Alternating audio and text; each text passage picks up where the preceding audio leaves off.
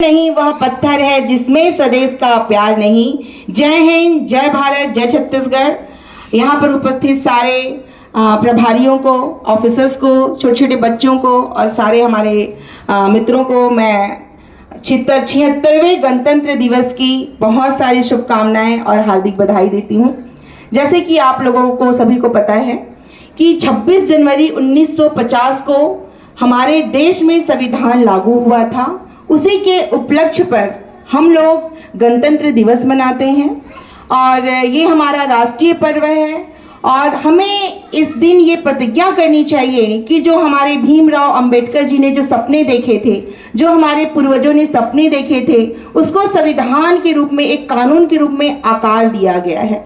तो हम सबको ये प्रतिज्ञा करनी चाहिए कि हम अपने संविधान का पालन करेंगे, संविधान में दिए गए अधिकार है, कर्तव्य है, उनका पालन करेंगे और अपने देश को, अपने आरपीएफ को, अपने राजनांदगांव को, अपने रेलवे को एक नई ऊंचाई, एक नए मुकाम पर पहुंचाएंगे।